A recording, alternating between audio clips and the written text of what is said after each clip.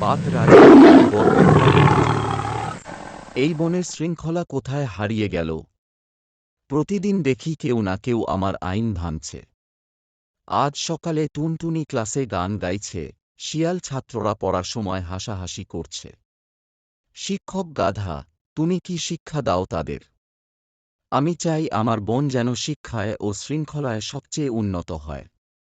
কিন্তু যদি আমার ছেলেকে কেউ বকাচকা করে, সেটা আমি মানতে পারব না। কারণ সে ভবিষ্যতে রাজা হবে।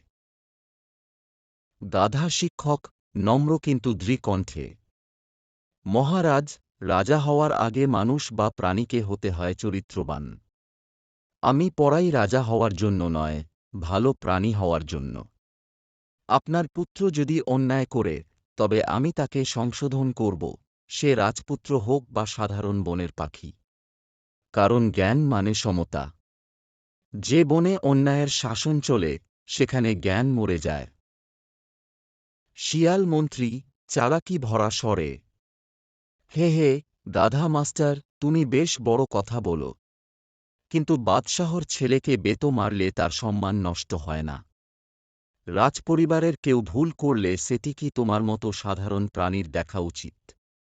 আমাদের তো শ্রেণীবৈষম্য আছে, রাজপুত্র আলাদা, সাধারণ প্রাণী আলাদা। এটাই তো নিয়ম।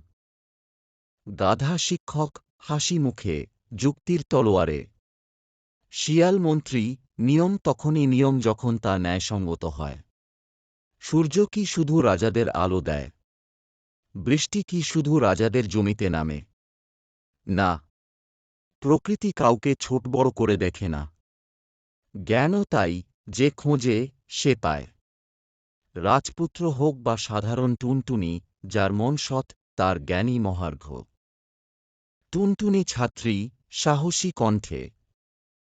গুরুজি, আমি ছোট, তবুও একটা কথা বলব। যেদিন রাজপুত্র আমার বই কেড়ে নিয়ে ছিঁড়ে ফেলেছিল, আপনি তাকে বেতো মেরেছিলেন। আমি ভয় পাইনি। কারণ আমি জানি আপনি সব সময় ন্যায়ের পক্ষে। যদি জ্ঞানী শিক্ষক ভয় পায় রাজশক্তিকে, তবে বনটা অন্ধকারই থাকবে। রাজপুত্র বাচ্চানা, রাগে গর্জে। তুমি আমাকে বেতো মেরেছ। আমি রাজবংশের উত্তরসূরি। আমার ওপর কেউ হাত তুলবে, তা আমি সহ্য করব না। তুমি এক সাধারণ গাধা, তোমার সাহস কিভাবে হলো রাজপুত্রকে মারার? আজ আমি বাদশাহকে বলবো, তোমার চাকরি যেন শেষ হয়। গাধা শিক্ষক, ধৈর্যভরা কণ্ঠে। রাজপুত্র, রাগে চোখ লাল করো না। রাগ আগুনের মতো, যে জ্বালায়, তাকেই পুড়িয়ে দেয়। তুমি রাজা হবে, কিন্তু যদি জ্ঞানের আলো না থাকে, তবে তোমার রাজত্ব হবে ভয়ের, নয় ভালোবাসার। আমি তোমার শত্রু নই, আমি তোমার আয়না, যাতে তুমি নিজের ভুল দেখতে পারো। বাঘ রাজা, বিব্রত ও কৌতূহলী কণ্ঠে।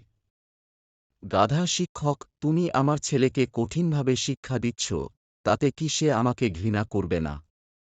আমি ভয় পাচ্ছি, সে রাজত্ব পেলে হয়তো তোমার মতো জ্ঞানীদের স্থান দেবে না। তুমি কেন এত কঠোর হও? গাধা শিক্ষক, গভীর জ্ঞানে ভরা কণ্ঠে।